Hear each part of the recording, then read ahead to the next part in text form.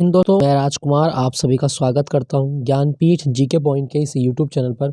दोस्तों आइए शुरू करते हैं एसएससी जीडी स्पेशल जी और जो सीजीएल मेंस है, सीएचएसएल है और ये जो मॉक टेस्ट है उस आपके जो एसएससी के एग्जाम है 2023 में उन सब के लिए मतलब हेल्पफुल होगा और बहुत कुछ जानने को मिलेगा आपको जीके के मामले में। दोस्तों आपसे एक रिक्वेस्ट है, अगर आपने अभी तक चैनल को सब्सक्राइब नहीं किया तो please request to you, please subscribe my channel और एन्जॉय माई क्लास। और एक चीज़ दोस्तों ध्यान रखना, ये जो सीरीज़ है ये आपके एसएससी के अलावा और भी एग्ज़ाम के लिए हेल्पफुल रहेगी। तो बिना देर के शुरू करता हूँ आज का मॉक टेस्ट। 25% लेके आया हूँ दोस्तों जीके के, इसमें कुछ क्वेश्चन एक्स्ट्रा करंट के भी आपको रिवाइज करा दूंगा इसी के साथ साथ, तो आप याद रखना। चलिए पहले प्रश्न की ओर चलते हैं। दोस्तों इसमें जो प्रश्न है वो 26 से लेकर 50 तक प्रश्न है, तो ये 25 प्रश्नों का सेट है आपका पूरा। तो ये शुरू करते हैं। पहला प्रश्न क्या कहा गया है दोस्तों, 1857 के विद्रोह के समय उत्तर प्रदेश के बड़ौत परगना में विद्रोह का नेतृत्व किसने किया था। दोस्तों 1857 की जो क्रांति हुई, यहाँ से अलग अलग नेता मतलब क्रांति में शामिल थे, तो हमें बताना है कि बड़ौत जो परगना था वहाँ से नेतृत्व किसने किया था। तो दोस्तों इसका सही जवाब होगा आपका ऑप्शन बी, बड़ौत परगना से जो क्रांति का नेतृत्व किया था वो शाहमल ने किया था, ये आप याद रखना। ठीक है दोस्तों, शाहमल इसका सही जवाब है। अच्छा, नाना साहब कहाँ से कर रहे थे दोस्तों, नाना साहब कर रहे थे कानपुर से, रानी लक्ष्मीबाई झांसी से कर रही थी और लखनऊ से बेगम हजरत महल कर रही थी, ये भी आप याद रखें। लियाकत अली जो थे ये भी थे आपके। तो बहुत सारे लोग 1857 की क्रांति में शामिल थे। दोस्तों अगर मैं बात करूं 1857 की क्रांति, ये क्रांति का तत्कालीन कारण क्या था, ये क्रांति कैसे शुरू हुई, देखो कारण बहुत सारे थे लेकिन जो ऑन द स्पॉट कारण था, तत्काल कारण था चर्बी लगे कारतूस, चर्बी लगे कारतूसों का प्रयोग। इन चर्बी लगे कारतूसों पर जो गाय या जो पिग होता है उसकी चर्बी को लगाया जाता था, उसकी सील बनाई जाती थी। और एक दिक्कत की बात ये थी कि इन सीलों को अपने मुंह से खोलना पड़ता था, जब आप मुंह से हटाओगे उस सील को तब जाके कारतूस बंदूक के अंदर डाला जाएगा। ठीक है दोस्तों, तो इससे क्या हुआ कि गाय जो थी ये हिंदुओं के लिए पवित्र होती है और जो पिग होता है ये मुस्लिमों के लिए अपवित्र होता है। तो अंग्रेज जो थे भारतीयों के जो धार्मिक मामले थे उनमें हस्तक्षेप कर रहे थे और जो धार्मिक चीज़ें थी उनको अपवित्र कर रहे थे। तो इसके चलते जो मंगल पांडे था उसने क्रांति का बिगुल बजा दिया और जो मंगल पांडे के बाद बहुत सारे मतलब सैनिक इसमें इन्वॉल्व हो गए और ये क्रांति फाइनली 10 मई 1857 को मेरठ से स्टार्ट हो गई थी। तो मेरठ से शुरू हुई थी, ये आप याद रखना, 10 मई 1857 को। और इस दौरान जब क्रांति हुई तो भारत का गवर्नर जनरल कौन था दोस्तों, Lord Canning. Lord Canning Bharat का गवर्नर जनरल था, ये भी आप याद रखिएगा। ठीक है दोस्तों, चलिए। अच्छा दोस्तों 1857 की क्रांति के ऊपर एक किताब लिखी गई और इस किताब का नाम था first war of India independence. कभी क्वेश्चन आया आपके एग्जाम में कि first war of India independence ये किसने लिखी है। First war of India independence 1857 की क्रांति पर लिखी गई है इंडिया इंडिपेंडेंस। तो ये लिखी है बी डी सावरकर ने, बी डी सावरकर, विनायक दामोदर सावरकर, इन्होंने के द्वारा किताब लिखी गई first war of India independence. याद रखना, ये पूछ सकता है आपके एग्जाम में। क्लियर हुआ। चलिए अगले प्रश्न की ओर चलते हैं। क्वेश्चन संख्या 27, चोलों के समय दी जाने वाली वह भूमि जो विद्यालय के रख रखाव के लिए दी जाती थी वह क्या थी। दोस्तों चोल वंश के समय कुछ भूमि दान दी जाती थी, तो हमें बताना कि विद्यालयों को जो भूमि दान मिलती थी, यहाँ देखो थोड़ा सा मिसप्रिंटिंग है, तो विद्यालयों को जो दान मिलती थी वो कौन सी भूमि थी। तो दोस्तों यहाँ पे ऑप्शन देख लेते हैं। यहाँ ऑप्शन है आपका देखें, यहाँ पे आपका ब्रह्मदेव है, सालभोग है, पल्ली चंद्रम है और देवदान है। तो दोस्तों विद्यालयों को जो भूमि दान मिलती थी वो थी आपकी सालाभोग, ऑप्शन बी। ये आप याद रखना, चोल काल में विद्यालयों को दी जाने वाली भूमि जो होती वो सालाभोग कहलाती थी। दोस्तों उसके बाद में यहाँ लिखा गया है ब्रह्मदेव। ब्रह्मदेव जो भूमि मिलती थी किसको मिलती थी दोस्तों, ब्रह्मदेव मिलती थी ब्राह्मणों को। ब्राह्मणों को दान में दी जाने वाली जो भूमि थी उसको ब्रह्मदेव कहा जाता था। देवदान, दोस्तों देवदान मंदिरों के नाम जो भूमि की जाती थी वो होती थी आपकी देवदान भूमि, ये भी आप याद रखना। तो सालाभोग विद्यालय के लिए, देवदान मंदिरों के लिए और ब्रह्मदेव ब्राह्मणों के लिए। कौन सा बचा, पल्लीचंद्रम। पल्लीचंद्रम दोस्तों ये जैन संस्थानों के लिए जो भूमि मिलती थी चोल काल में उसका नाम था पल्ली चंदम, ये भी आप याद रखिएगा। दोस्तों अगर आपसे पूछा जाए कि जो चोल वंश है, चोल वंश का संस्थापक कौन था, तो दोस्तों आपको याद रखना है चोल वंश का संस्थापक है विजयालय। चोल वंश का संस्थापक कौन था, विजयालय। और दोस्तों जो चोल वंश है ये पल्लवों के बाद स्थापित हुआ था, ये भी आप याद रखना कि चोल वंश जो था ये किसका उत्तराधिकार था, तो पल्लवों का। और चोल वंश की राजधानी क्या थी, तंजौर। चोल वंश की राजधानी क्या थी, तंजौर इसकी राजधानी थी। दोस्तों अगर आपसे पूछा जाए कि नटराज की मूर्ति ये किस राजवंश की देन है, तो दोस्तों नटराज की मूर्ति चोल राजवंश की देन है, ये पूछ लेता है आपके एग्जाम में, ये भी आप याद रखिएगा। और दोस्तों आपको मैं बता दूं, जो चोल वंश है ना, यहाँ पे जो सोने के सिक्के चलते थे वो उनको क्या कहा जाता है, चोल काल में सोने के सिक्कों को कलंजू कहा जाता था। कलंजू कहा जाता था सोने के सिक्कों को, ये भी आप याद रखना। स्वर्ण कॉइन क्या कहलाते थे, कलंजू कहलाते थे। क्लियर हुआ, तो ये सब आपको याद रखना पड़ेगा। दोस्तों चोल वंश एक ऐसा वंश है जिसके पास एक सफिशिएंट नेवी थी, ये भी आप याद रखना, पूछ सकता है आपके एग्जाम में। चलिए अगले प्रश्न की ओर चलते हैं। तो इसका सही जवाब क्या होगा, चोल काल में मंदिरों को जो भूमि मिलती थी उसको बोला था देवदान, विद्यालयों को शालाभोग, ब्राह्मणों को ब्रह्मदेव, और जैन संस्थानों को पल्ली चंदम। ठीक है, क्लियर हुआ, आगे चलते हैं। निम्नलिखित में से उन सुल्तानों की पहचान कीजिए जिन्होंने कृषकों से भूमि कर के रूप में 50% कर वसूला था। दोस्तों ऐसे हमें बताने हैं कि जिन्होंने 50% कर वसूला। तो दोस्तों भारत में ऐसे दो राजा जो हुए जिन्होंने 50% कर वसूला, तो एक तो है आपका अलाउद्दीन खिलजी। तो इसका सही जवाब होगा आपका ऑप्शन 2, अलाउद्दीन खिलजी दिल्ली सल्तनत का ऐसा सुल्तान था जिसने कृषकों से भूमि कर के रूप में 50% कर वसूला था, ये आप याद रखिएगा। ठीक है दोस्तों। दोस्तों अलाउद्दीन खिलजी की मैं बात करूं तो अलाउद्दीन खिलजी का बचपन का नाम है अली गुरसब।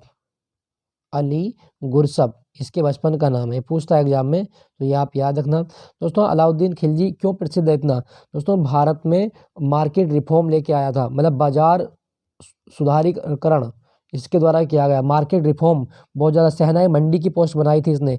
दोस्तों ये आप याद रखना कि बाजार से या राजस्व को इकट्ठा करने के लिए शहना ए मंडी की पद या पोस्ट किसने बनाई थी, दोस्तों शहना ए मंडी की पोस्ट बनाई थी अलाउद्दीन खिलजी के द्वारा, ये भी आप याद रखें। इसने जो घोड़े या सैनिक होते हैं उनका हुलिया, उनको दागने की, मतलब स्टैंपिंग ऑफ द हॉर्स, मतलब एक मोहर लगाने की, ताकि युद्ध में पता चले कि कौन हमारा सैनिक है कौन हमारा सैनिक नहीं है।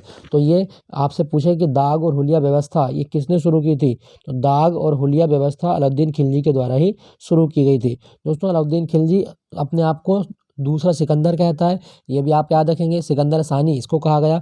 और अलाउद्दीन खिलजी का एक नौकर है, गुलाम है, जिसका नाम है हजार दिनारी इसको बोलते हैं। और हजार दिनारी इसका नाम था मलिक कफूर।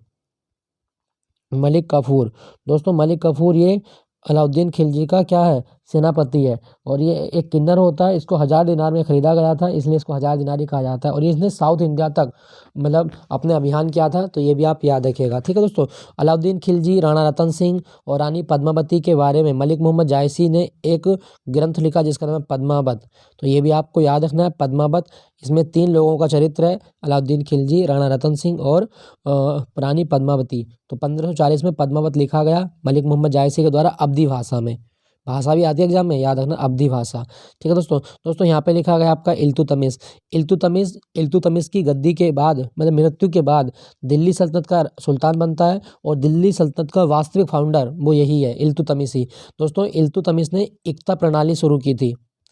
इक्ता प्रणाली ये किसने शुरू की, इल्तुतमिश के द्वारा शुरू की गई। इल्तुतमिश की बेटी है रजिया सुल्तान। दोस्तों रजिया सुल्तान उत्तर भारत में पहली मुस्लिम महिला शासिका बनी थी 1236 ईस्वी में। 1236 से 1240 तक रजिया सुल्तान ने राज किया था। दोस्तों इल्तुतमिश के बारे में ना 2 चीज़ें और याद रखना, एक तो टंका इसने चलाया था, टंका, और कॉपर का जीतल। कॉपर का जीतल ये सिक्के थे, टंका और जीतल। टंका जो था ये चांदी का था आपका, चांदी का, और कॉपर का जो था वो जीतल था। ये इल्तुतमिश की देन है। और इल्तुतमिश ने ही कुतुब मीनार की जो कंस्ट्रक्शन थी उसको पूरा करवाया था, ये भी आप याद रखिएगा। यहाँ पे लिखा गया दोस्तों फिरोज शाह तुगलक। दोस्तों फिरोज शाह तुगलक जो था इसने बहुत ज़्यादा नहरों का निर्माण करवाया है। जौनपुर शहर की स्थापना इसने की थी, हिसार शहर इसने बसाया था, ये भी आप याद रखिएगा। जौनपुर और हिसार की स्थापना फिरोज शाह तुगलक के द्वारा की गई है। दोस्तों बलबन लिखा गया, बलबन।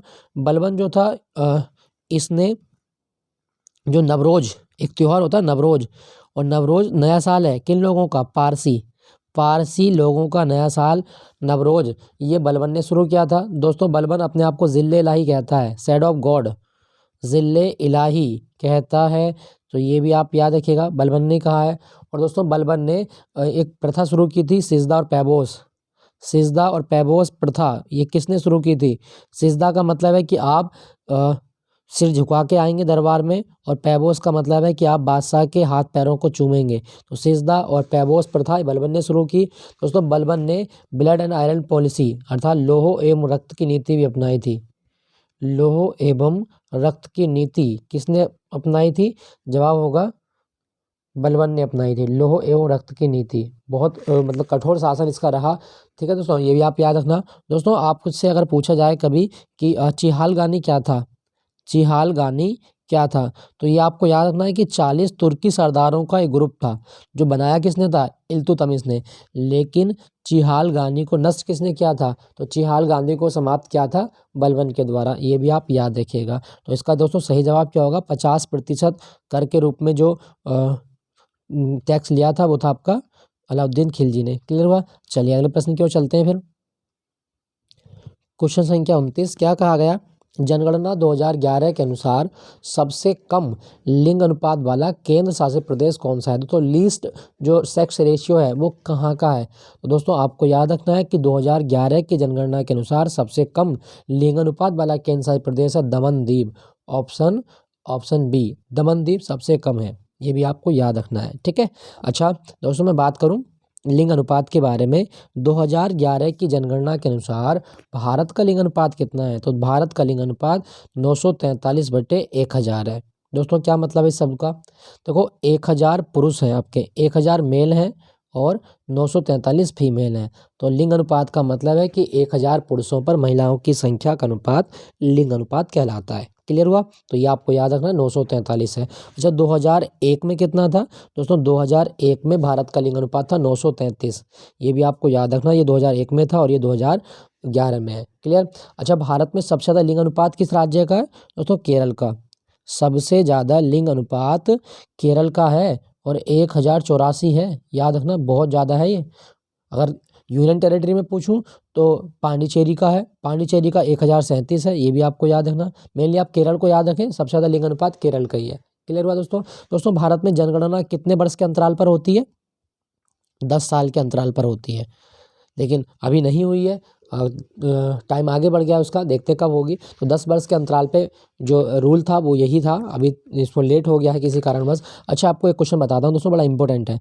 क्या आपको पता है कि भारतीय जनगणना का जनक कौन है? भारतीय जनगणना का जनक कौन है? दोस्तों आपको याद रखना है भारतीय जनगणना का जनक है हेनरी वॉल्टर। मेयो मत लगाना, हेनरी वॉल्टर ये भारतीय जनगणना का जनक है। पूछ सकता है आपके एग्जाम में, आ भी सकता है। ठीक है, ये आप याद रखिएगा। अच्छा यहाँ पे दोस्तों दो चीज़ें आपको लिखी गई हैं। एक दिल्ली का वास्तुकार पूछ लेता है एग्जाम में, एडविन लुटियंस।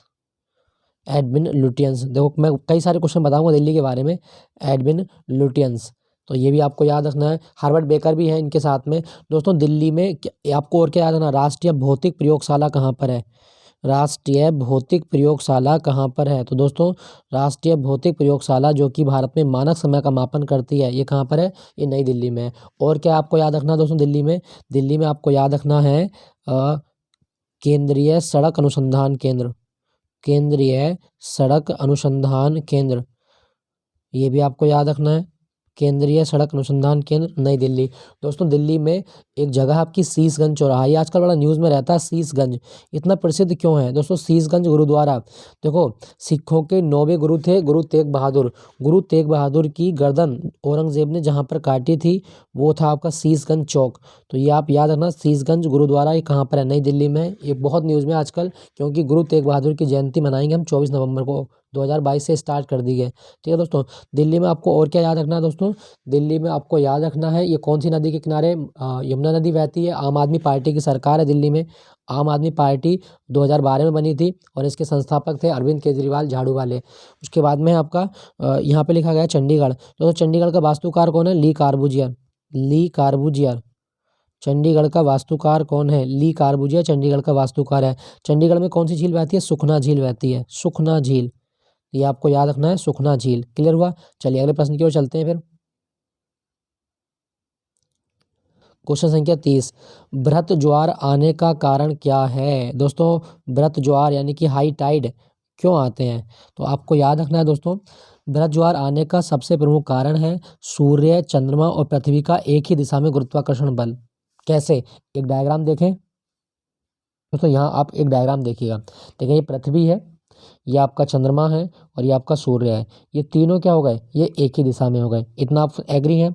अब जब एक दिशा में होंगे, आपको पता है कि जब दो पिंड पास में होते हैं या एक दिशा में होते हैं या अपने आसपास होंगे तो वे एक गुरुत्वाकर्षण बल लगाएंगे। पृथ्वी गुरुत्वाकर्षण बल लगाती है, चंद्रमा भी बल लगाएगा। तो जब पृथ्वी, चंद्रमा और सूर्य एक दिशा में होंगे तो चंद्रमा जो है पृथ्वी को खींचेगा, ठीक है। चंद्रमा खींचेगा अपनी ओर को, अब सूरज भी खींचेगा अपनी ओर को, तो पृथ्वी जो है वो खींचेगी। और जब पृथ्वी खींचेगी चंद्रमा और सूर्य के द्वारा, तो इससे क्या होगा?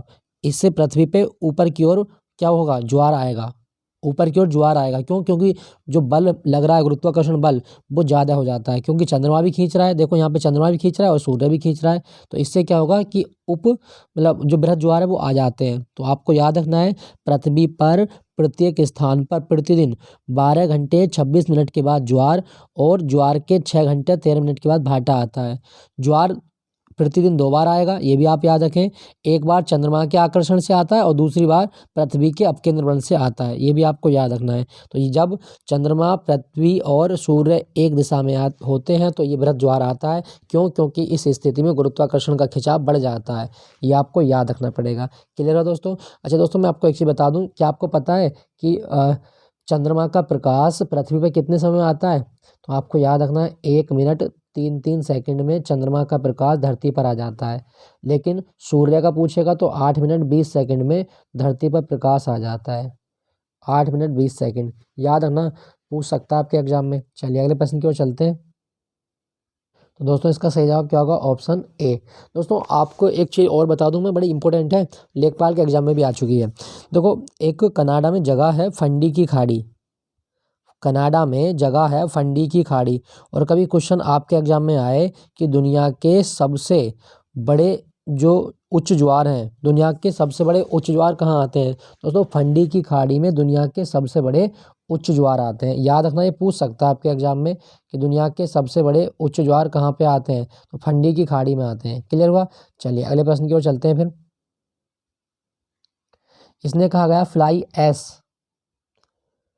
क्वेश्चन संख्या 31, फ्लाई ऐश एक पर्यावरणीय प्रदूषक है जो उत्पन्न होती है। दोस्तों फ्लाई ऐश क्या है? एक प्रकार की राख होती है। और राख कब बनेगी? जब कोयला जलेगा।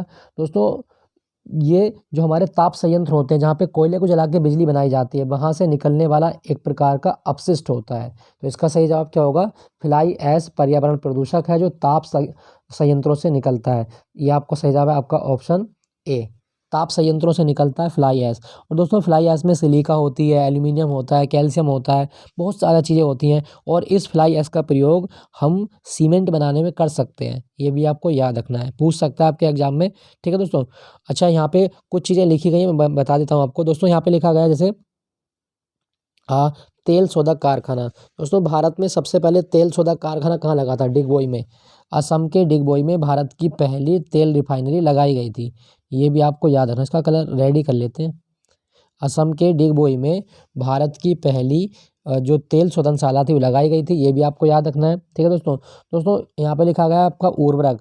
क्या आपको पता है कि उर्वरक के लिए कौन सी क्रांति लाई गई थी? दोस्तों उर्वरक के लिए क्रांति लाई गई धूसर क्रांति। धूसर क्रांति, धूसर क्रांति ये उर्वरकों से संबंधित है और इंग्लिश में इसको बोलते हैं ग्रे, ग्रे रिवॉल्यूशन। ये किससे संबंधित है? तो उर्वरकों से संबंधित है। ये भी आप याद रखिएगा। ठीक है दोस्तों। अच्छा ये तो हो गया आपका। यहाँ पे एक शब्द लिखा गया है पर्यावरण। दोस्तों अगर आपसे पूछे कि पर्यावरण दिवस कब होता है? 5 जून को पर्यावरण दिवस मनाया जाता है। और संयुक्त राष्ट्र पर्यावरण कार्यक्रम का मुख्यालय कहाँ पर है? United Nation Environment Programme Nairobi में है। संयुक्त राष्ट्र पर्यावरण कार्यक्रम का मुख्यालय कहाँ पर है? नैरोबी में। ये भी आपको याद रखना। ये जो किसकी राजधानी है? केन्या की राजधानी है। नेक्स्ट प्रश्न की ओर चलते हैं। गांधी सागर जवाहर सागर, राणा प्रताप सागर बांध किस नदी पर है? दोस्तों गांधी सागर, राणा प्रताप सागर और जवाहर सागर ये तीनों बांध एक ही नदी पर हैं। तो ये तीनों बांध एक नदी पर है। कौन सी नदी है दोस्तों? वो है आपकी दोस्तों चंबल नदी। चंबल नदी पर स्थित है गांधी सागर, जवाहर सागर, राणा प्रताप सागर। दोस्तों गांधी सागर बांध का निर्माण जो है ना ये मध्य प्रदेश में है। गांधी सागर बांध मध्य प्रदेश में, ये भी आपको याद रखना। जवाहर सागर बांध जो है ये राजस्थान और मध्य प्रदेश, कौन सा? जवाहर सागर, ये दोनों ये राजस्थान और मध्य प्रदेश की सीमा पर है। बाकी राणा प्रताप सागर ये राजस्थान में ही है, चंबल नदी पर है। दोस्तों चंबल नदी को घड़ियाली नदी भी कहा जाता है। जो एलिगेटर होते हैं ना, घड़ियाली नदी, एलिगेटर, वो यहाँ बहुत ज़्यादा पाए जाते हैं। तो ये आप याद रखना। बीहड़ की नदी कहा जाता है चंबल को। यमुना की सहायक है चंबल। यहाँ पे लिखा गया है दोस्तों नर्मदा नदी। देखो नर्मदा नदी मध्य प्रदेश में मैकाल पर्वत है और मैकाल पर्वत में अमरकंटक से निकलती है, ये भी आप याद रखना।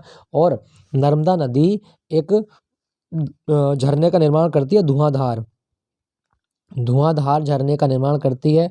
तो धुआंधार जलप्रपात कहाँ बनता है? जबलपुर में बनता है, ये भी आप याद रखेंगे। नर्मदा नदी ब्लॉक माउंटेन का पार्ट भी बनाती है। ये सतपुड़ा और विंध्या के रेंज से होकर बहती है, ये भी आप याद रखें। और नर्मदा नदी पश्चिम की ओर बहने वाली सबसे लंबी नदी भी मानी गई है। नर्मदा नदी पर सरदार सरोवर बांध भी है जो गुजरात में है, और ओंकारेश्वर बांध भी है जो कहाँ पर है? मध्य प्रदेश में। यहाँ पे लिखा गया है दोस्तों कृष्णा नदी। कृष्णा नदी ये महाबलेश्वर से निकलती है, सतारा से, सतारा जिला महाराष्ट्र से निकलती है ये, महाबलेश्वर से। और कृष्णा नदी पर एक बांध है कर्नाटक में, अलमाटी बांध। अलमाटी बांध किस नदी पर है? तो कृष्णा नदी पर अलमाटी बांध है, ये भी आपको याद रखना है। ठीक है दोस्तों। दोस्तों कृष्णा गोदावरी के बाद दक्षिण भारत की सबसे लंबी नदी मानी गई है, ये भी आपको याद रखना है। और इसकी सबसे बड़ी सहायक कौन सी है? तुंगभद्रा। लेकिन सबसे लंबी पूछेगा तो सबसे लंबी है आपकी भीमा। लंबी भीमा और बड़ी आपका तुंगभद्रा। कावेरी लिखा गया है दोस्तों। कावेरी नदी का उद्गम होता है कर्नाटक में, कर्नाटक में ब्रह्मगिरी, ब्रह्मगिरी पहाड़ी से होता है, ये आपको याद रखना है। ठीक है दोस्तों। और कावेरी नदी पर तमिलनाडु में एक बांध है जिसका नाम है मेट्टूर बांध, ये पूछ लेता है एग्जाम में। मेट्टूर बांध ये किस नदी पर है? तो कावेरी नदी पर। कावेरी को दक्षिण भारत की गंगा कहा जाता है, और ये दक्षिण भारत की एकमात्र नदी है जिसमें पूरे साल पानी रहता है, ये भी आपको याद रखना पड़ेगा। तो गांधी सागर बांध चंबल नदी पर। क्वेश्चन संख्या 33 की ओर चलते हैं। क्या कहा गया है? क्वेश्चन संख्या 33, निम्नलिखित में से कौन सी नदी असम व अरुणाचल के बीच सीमा रेखा बनाती है? दोस्तों असम और अरुणाचल के बीच सीमा रेखा बनाने वाली नदी का नाम है, वो है आपकी, इनमें ऑप्शन के अनुसार तीस्ता, ब्रह्मपुत्र, तो वो है आपकी संकोस। ऑप्शन बी, संकोस नदी असम और अरुणाचल के बीच क्या बनाती है? जवाब होगा सीमा बनाती है। उसके बाद में दोस्तों मैं बताऊं आपको, यहाँ से दो राज्य लिखे गए आपके असम। तो पहले तो आपको याद रखना है कि असम का नया साल क्या है। दोस्तों असम का नया साल है बोहागी बिहू, पूछ सकता है आपके एग्जाम में। असम का नया साल क्या कहलाता है? बोहागी बिहू कहलाता है। भारत में सबसे ज़्यादा चाय कहाँ होती है? असम में होती है। और अगर आपसे पूछे कि जो असम है, असम, इसका प्राचीन नाम क्या है? दोस्तों असम का प्राचीन नाम कामरूप भी है, ये भी आप याद रखना, कामरूप। और आईआईटी गुवाहाटी में कामरूप कंप्यूटर भी अभी लगाया गया है, ये भी आपको याद रखना है। दोस्तों असम के बारे में इसका एक डांस याद रखना, सतरिया, ये पूछ लेता है एग्जाम में। सतरिया नृत्य कहाँ किया जाता है? सतरिया, बुगुरुम्बा, बुगुरुम्बा, ये नृत्य कहाँ किया जाता है? ये असम में ही किया जाता है। ठीक है दोस्तों।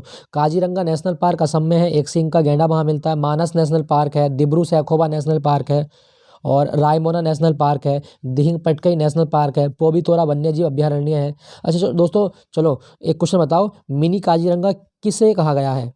मिनी काजीरंगा, असम में कौन सी वाइल्ड लाइफ सेंचुरी है जिसे मिनी काजीरंगा कहा जाता है? आपके लिए प्रश्न है। चलिए यहाँ पे अरुणाचल की बात कर लूँ दोस्तों। भारत में सबसे पहले सूरज कहाँ दिखाई देता है? अरुणाचल प्रदेश में दिखता है। और अरुणाचल प्रदेश की स्थापना हुई थी 20 फरवरी 1987 को, ये भी आप याद रखना।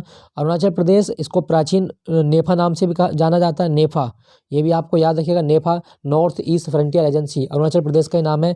नामदफा टाइगर रिजर्व कहाँ पर है? तो नामदफा टाइगर रिजर्व अरुणाचल प्रदेश में। मॉलिंग नेशनल पार्क है, मॉलिंग नेशनल पार्क, तो मॉलिंग नेशनल पार्क भी अरुणाचल प्रदेश में है। और अभी अरुणाचल प्रदेश में एक हवाई अड्डा बना है, डोनी पोलो, डोनी पोलो हवाई अड्डा कहाँ पर बना है? दोस्तों डोनी पोलो हवाई अड्डा बना है अरुणाचल प्रदेश में, ईटानगर में, होलोंगी में बना है ये। तो डोनी पोलो हवाई अड्डा अरुणाचल प्रदेश में बना है। और दोस्तों अरुणाचल प्रदेश के बारे में याद रखना, भारत में ग्रेफाइट के भंडार कहाँ पर हैं, तो भारत का लगभग 40% ग्रेफाइट कहाँ से आता है, अरुणाचल प्रदेश से निकलता है। ये भी आपको याद रखना। दोस्तों अरुणाचल प्रदेश के बारे में एक चीज़ और याद है, इसका नया साल क्या है, लोसार। मोनपा जनजाति लोसार त्यौहार मनाती है और ये यहाँ का नया साल है। एक्चुअल में ये लोसार जो है वो तिब्बत का नया वर्ष होता है। ठीक है दोस्तों। दोस्तों ब्रह्मपुत्र लिखा गया है, ब्रह्मपुत्र चेमा युंगडुंग ग्लेशियर से निकल के आती है, चेमा युंगडुंग ग्लेशियर, और ये नमचा बरवा को क्रॉस करती आएगी। मान लीजिए ये भारत है, ये रफली एक मैप मान ले सकते हैं आप, ये भारत, तो यहाँ से घूमती हुई यहाँ से आती है, तो ये जो भाग है ना, ये वाला भाग, वो है आपका नमचा बरवा। तो नमचा बरवा को क्रॉस करते हुए भारत में एंटर करती है ब्रह्मपुत्र नदी, लेकिन तिब्बत में इसको सांगपो कहा जाता है। और जब ये असम में पहुंचेगी तो असम में एक द्वीप का निर्माण करेगी, माजुली द्वीप। तो ये आप याद रखना कि माजुली द्वीप कौन सी नदी पर है, तो माजुली द्वीप ब्रह्मपुत्र नदी पर है। दुनिया का सबसे बड़ा नदी द्वीप है माजुली। क्लियर हुआ। तो असम और अरुणाचल की सीमा कौन सी नदी बनाती है, संकोच नदी। भूटान से इसका उद्गम होता है, भूटान से उद्गम होता है, याद रखना इसके बारे में। अच्छा अगले प्रश्न की ओर चलते हैं। निम्नलिखित में से कौन प्रतिनिधिक सरकार का उपबंधित करता है। दोस्तों प्रतिनिधि सरकार, भारत में किस प्रकार का लोकतंत्र है, तो दोस्तों भारत में लोकतंत्र जो है ये प्रतिनिधि सरकार होती है। तो इसका सही जवाब क्या होगा दोस्तों, देखो लोकतंत्र प्रतिनिधित्व सरकार उपबंधित करता है। तो लोकतंत्र का अर्थ क्या होता है, लोगों का शासन। जैसे उन्होंने कहा था अब्राहम लिंकन ने, लोकतंत्र जनता का, जनता के लिए जनता द्वारा शासन है। ठीक है दोस्तों। तो ये आपको याद रखना है कि प्रतिनिधित्व सरकार उपबंधित करता है, तो जवाब होगा लोकतंत्र।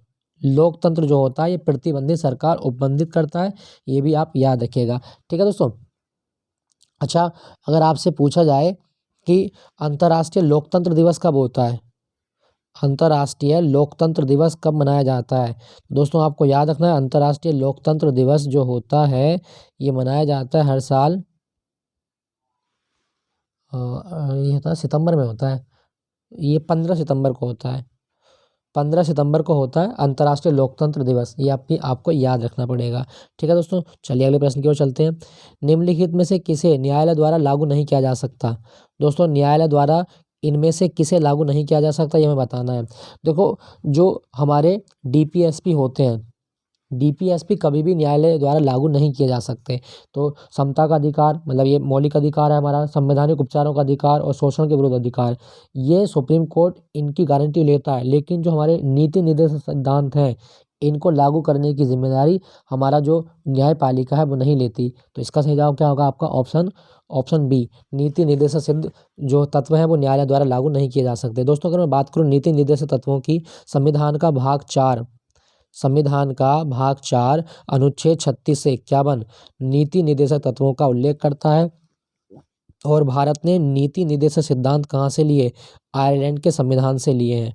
नीति निर्देशक सिद्धांतों का सीधा मतलब क्या है कि ये कल्याणकारी राज्य की अवधारणा से प्रेरित हैं, वेलफेयर ऑफ द स्टेट की कामना करते हैं, ये भी आपको याद रखना है। गांधी दर्शन डीपीएसपी में देखे जाते हैं, ये भी आपको याद रखना है। 236 में क्या लिखा गया, राज्य की परिभाषा, और 51 में क्या लिखा गया, अंतर्राष्ट्रीय शांति और भारत की विदेश नीति का उल्लेख है आर्टिकल 51 में।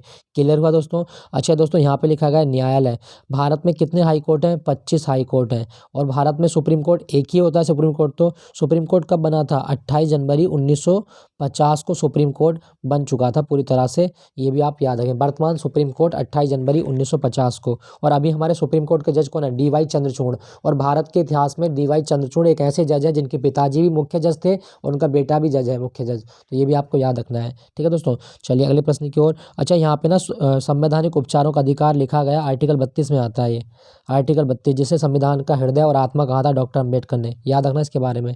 नेक्स्ट प्रश्न देख लेते हैं।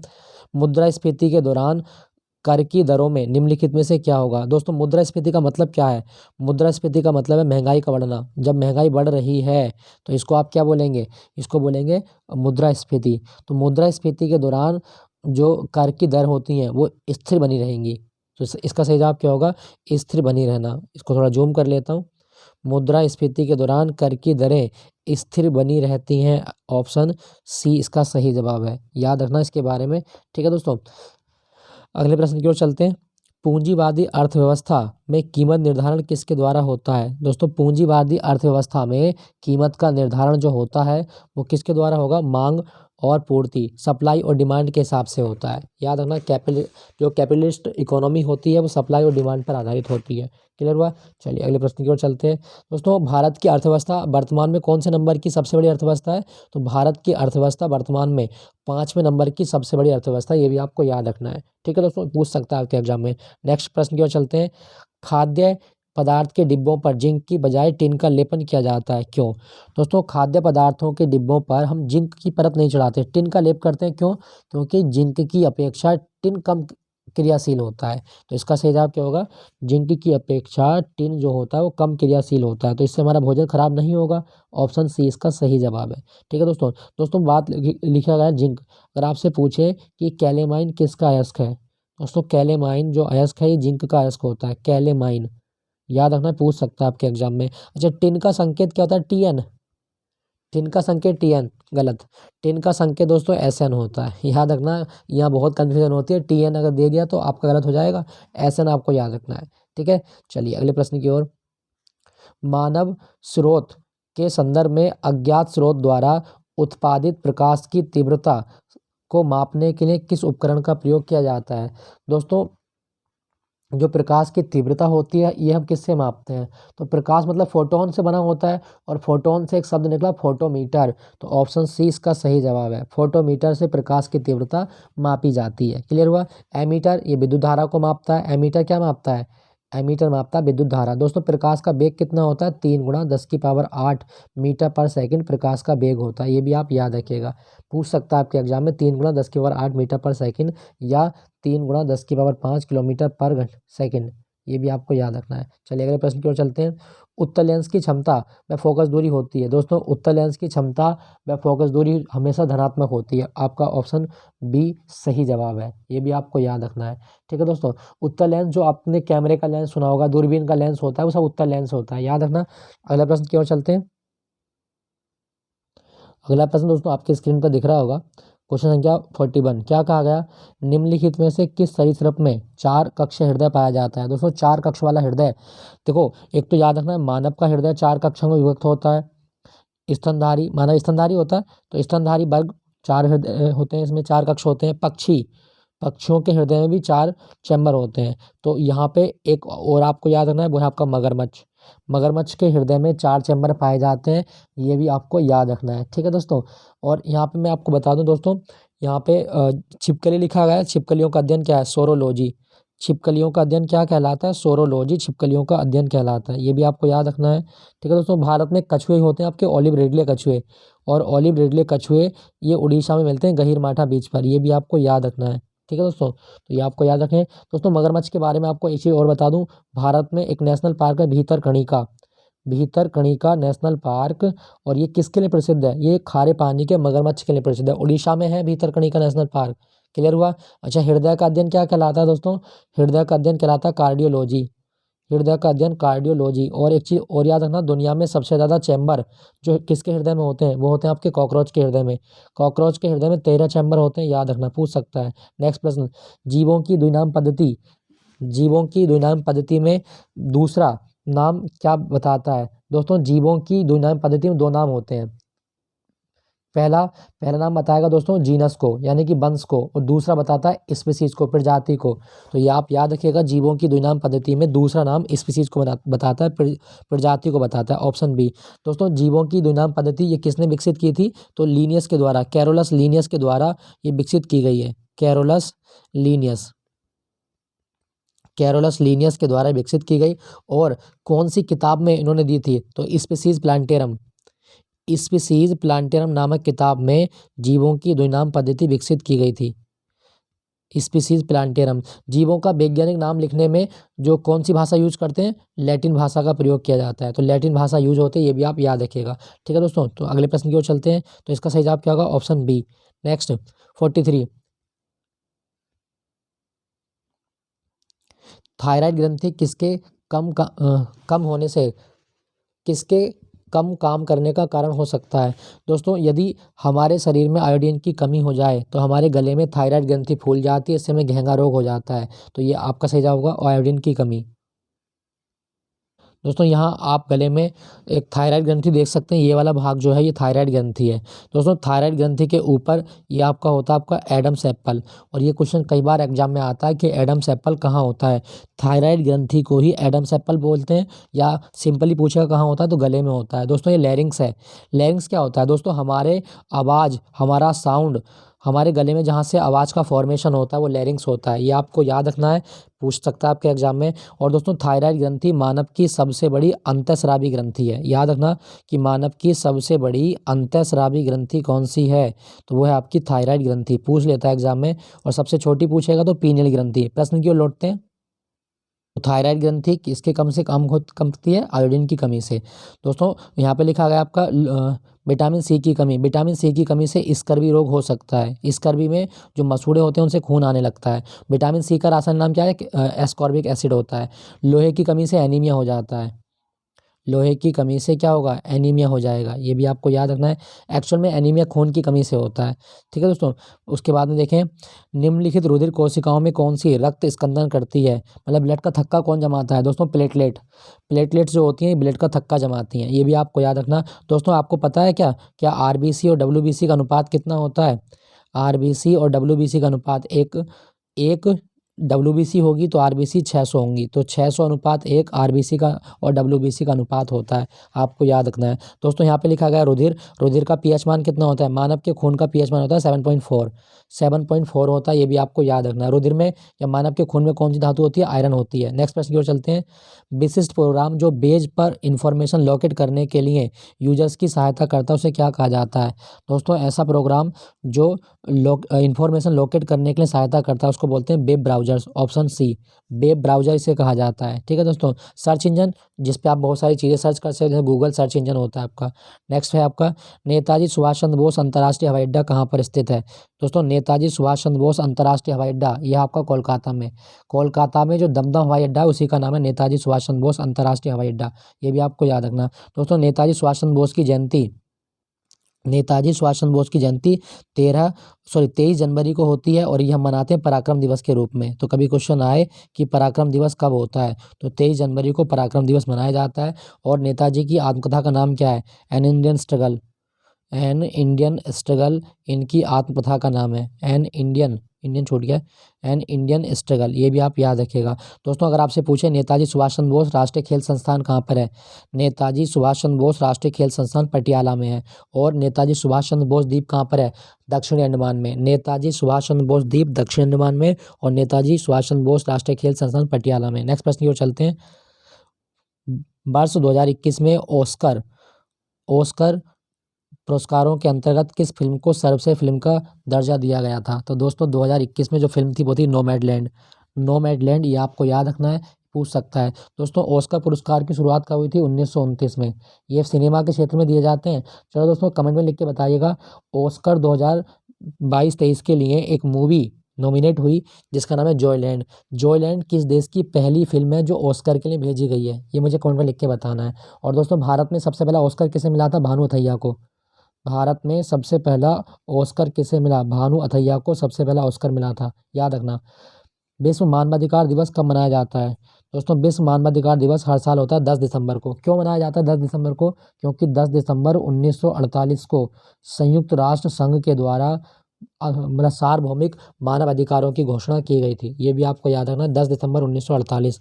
ठीक है दोस्तों, सार्वभौमिक मानवाधिकार। अगर आपसे पूछे कि अंतर्राष्ट्रीय मानवाधिकार आयोग कब बना था, दोस्तों अंतर्राष्ट्रीय मानवाधिकार आयोग, United nation human right commission, ये कब बना था, तो ये बना था दोस्तों 2006 में। और इसका मुख्यालय कहाँ पर है, जेनेवा में। 15 मार्च 2006 को ये बना था संयुक्त राष्ट्र मानवाधिकार आयोग। इंपॉर्टेंट है, याद रखना। नेक्स्ट आपका गैम्बिट। गैम्बिट शब्द किस खेल से संबंधित है। दोस्तों गैम्बिट जो होता है ये शतरंज से संबंधित होता है। सह और मात आप सुनते होंगे, तो वो है आपका शतरंज, ऑप्शन सी। दोस्तों अगर आपसे पूछा जाए कि शतरंज की अंतर्राष्ट्रीय बॉडी क्या कहलाती है, फीडे। शतरंज की अंतर्राष्ट्रीय बॉडी फीडे कहलाती है। और भारत का पहला ग्रैंड मास्टर कौन था, वो था आपके विश्वनाथन आनंद। तो भारत का पहला ग्रैंड मास्टर था विश्वनाथन आनंद, और विश्वनाथन आनंद की आत्मकथा है माइंड मास्टर। ये क्वेश्चन आ सकता है आपके एग्जाम में। माइंड मास्टर ये किसके द्वारा लिखी गई है, विश्वनाथन आनंद के द्वारा लिखी गई है। ठीक है दोस्तों। दोस्तों शतरंज में कितने खाने होते हैं, तो 64 खाने होते हैं, याद रखना। नेक्स्ट प्रश्न आपका, कडसा कड़सा झारखंड में महिलाओं द्वारा की जाने वाली एक नृत्य शैली है।